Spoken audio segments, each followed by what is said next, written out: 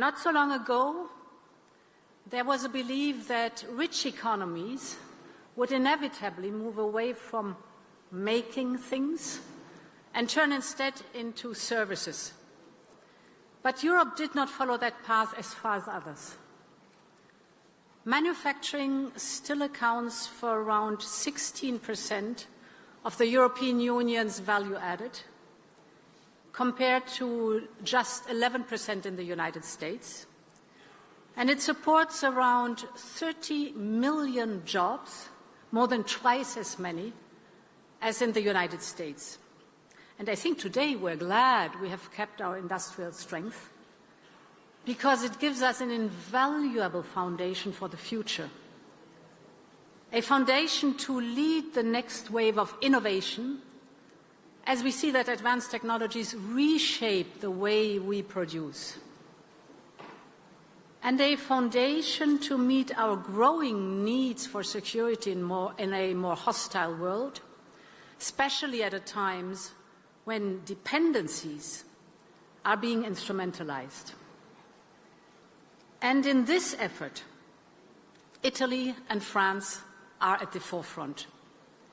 Whether in defense or energy, you just mentioned it, you are helping to turn Europe's industrial strategy into reality when we need it most. At the same time, it is clear that European industry is facing strong headwinds. Some are coming from outside, for example, the impact of tariffs and conflicts, or trade distortions, or disrupted supply chains. But some we have, at least in part, created yourself, and you mentioned them, from high energy prices, heavy regulatory burden, or we could also call it red tape, the lack of capital, or at least the lack of access to capital. Yes, we need to stand up for our interests in a world where others are doing exactly that, no longer bound by the same rules. But we also need to look inward and remove the barriers that are holding us back. So, on both fronts, my message today is very simple. Europe gets it, and Europe is on it. And ladies and gentlemen, when the new Commission took office, I promised that we would put competitiveness at the heart of everything we do. And that is why we have developed a new economic and industrial strategy. One, indeed, that brings Mario Draghi's report on competitiveness to life. And there are three pillars, key pillars, that I believe are essential to delivering on Europe's industry. The first is simplification and speed. The second is innovation and investment. And the third is trade and tariffs. Crucially, these are not standalone actions. They are three pillars of a single, very coherent strategy. So let me take each in turn and explain how we work together to support European industry. The first pillar is about making our internal market work better. We are operating in a tougher external environment, and that is a challenge for an economy like ours. We export. Our exports account for almost 1/5 of our value added. So 20% of our products that we produce in the European Union are being exported. But Europe's most important trading partner is Europe itself. Almost 65% of our trade happens within the region, including the UK, Norway, and Switzerland. So if we unlock the full potential of our own market, we can offer our companies a safe harbor. And we can spend far less time worrying about what others choose to do. And that's where simplification and speed come in. A point I hear very often from industry, perhaps more than others, is the need to clear the obstacles that make it hard for business to be in Europe. Today, just to give you a figure, EU companies spend around 2% of their turnover just to stay compliant. And that's half as much as they spend on energy, even after the energy shock. This is why simplification is at the center of this Commission. And let me be clear on the spirit of our simplification efforts, and you mentioned it. Thank you for that. Our climate goals remain unchanged. Because our plan, you have to plan your investment, you need predictability, and you do not need political zigzag. But there is a difference between setting a very clear target and overloading business with bureaucracy. There is a difference between it. And a very good example is the simplification of our carbon border adjustment mechanism. And let me give you a few figures in that one. It is a system that protects you from unfair competition of heavy polluters that come from abroad to the European Union. But I understand it was creating too many reporting obligations that were unsustainable for small firms and especially small mid-caps. So, we are exempting 90% of companies from CBAM, 90. But these companies are responsible for less than 1% of import volumes and emissions. So the climate impact on the measure is minimal. But the relief for SMEs and small mid-caps is massive. And this is how our simplification packages work, the famous omnibus packages. We have already proposed 6 of them, including on defense. And actually just yesterday in Strasbourg we added the omnibus for the chemical industry. And we will propose more to target the most strategic sectors. The second pillar of the strategy is investment and innovation. Europe is a world leader in innovation, and we should always be aware of that. We publish nearly a quarter more research papers than the United States, a quarter more. And we are increasingly translating that into innovation, into production. The share of EU firms adopting advanced digital technologies, specifically, of course, artificial intelligence, is now rising in line with the trend in the United States. But, now comes the but, we also know that long-standing barriers are still holding our companies back from investing fully in the region's future. Of course, the simplification agenda will help, but we must also tackle the other obstacles that stand in the way. Another figure, close to 8 in 10 firms cite high energy costs and the shortage of skilled staff as major barriers for investment. So this holds our most dynamic firms most likely back because they feel the strain. And that's why we're first working on an affordable energy action plan focused on expanding access to low-carbon, low-cost energy and on building a connected internal market through grids and interconnectors, so a true energy union. And it is true, if you look at the energy union, that the emphasis must be on low-carbon energies that grow here at home in Europe. Because what is driving the prices up is the import of fossil fuels and our dependency on the volatility of the global markets.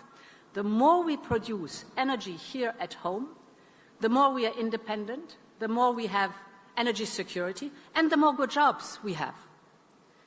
So that's about the energy union that is so urgent, to bring the prices down and to have access to energy. And of course, we are also proposing a union of skills. I know how important it is for you to have skilled personnel. And we want to better match demand with a skilled workforce and to mobilize talent across Europe. The next issue I want to mention is, and you mentioned it too, is capital.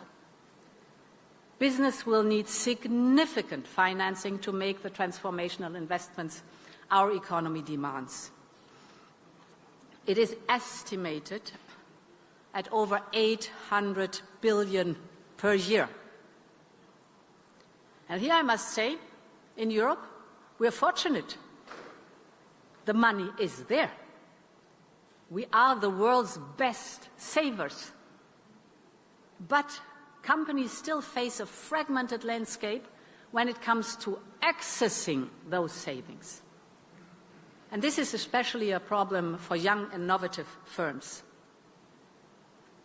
Over the past decade, EU scale-ups have raised, on average, 50% less capital than their counterparts in the United States. And that is one reason why more than half of the world's unicorn companies are in the United States, and fewer than 10% are in the European Union. So, as Mario Draghi has pointed out, the most urgent priority is to improve access to capital. And this is why we're setting up the Savings and Investment Union. And it is why we're working on a scale-up fund to help bridge the financing gap of deep tech scale-up companies. But public investment is also important, not only to help bridge, but also to crowd in and de-risk the private investment. And that is an idea that will be at the heart of the new long-term budget that we will present next week, the so-called MFF, for 7 years. And in this proposal will be, in particular, the European Competitiveness Fund. This fund, the new fund in the new budget, will catalyze maximum financial firepower in strategic sectors, from artificial intelligence to space, from clean tech and biotech to defense. And this is to the benefit of course, the entire single market. It will have simple rules. It will attract private and public investment across the entire life cycle of a project. And this is how we can help bring our industrial strategy to life. Ladies and gentlemen, the third pillar of our strategy, and perhaps the most topical, is trade and tariffs. Over the last month, I have listened to our businesses, and their message has been crystal clear. They need certainty and predictability in transatlantic trade. And this is why our priority is to stabilize the situation with the United States. The United States is our most important trade and investment partner, accounting for 20% of all our exports, and that is worth roughly 3% of our GDP, and millions of jobs on both sides of the Atlantic depend on it. So this was a main point I underlined in my recent phone call with President Trump, and it is central to our negotiations. We are working non-stop to find an initial agreement with the United States to keep tariffs as low as possible and to provide the stability that business needs. Because we believe tariffs are lose-lose, a tax on industry, a tax on people. But we are also not naive. We know the relationship with the United States may not return to what it once was. And that is why we are also working hard to strengthen and diversify our trading relationships with others. 80% of our trade is with partners other than the United States, 80%. And we already have the largest network of free trade agreements with agreements with 76 countries. And now, in a world battered by global volatility, we see that more countries are turning to the European Union. Just to give you a few figures, since December, we have concluded a new wave of trade deals, from Mercosur to Mexico to Switzerland. We're working with India, who wants to close the agreement till the end of the year, and Indonesia, with the Emirates and Thailand, with the Philippines and Malaysia, and the Pacific, the famous CPTPP. They all want to deal with us because they are looking for something we can offer. We are reliable. We play by the rules. Our industry delivers the quality they need. And because doing business with Europe is good for business. And this, ladies and gentlemen, brings me back to where I started. In the first 7 months of the new Commission, we have set out the most ambitious agenda for European competitiveness in decades. But the real work, and I don't have to tell you I'm preaching in the wrong church, is only just beginning. And you can count on us to follow it through. At the same time, and thank you for your words, Europe is counting on you, whether through our strategic dialogues that we have installed, on everything from defense and cars and chemicals and energy-intensive industries. We want to work together with industry for Europe. So the future of your industries continues to be made in Italy, made in France, made in Europe. Thank you very much, and long live Europe. Thank you very much, Madam President.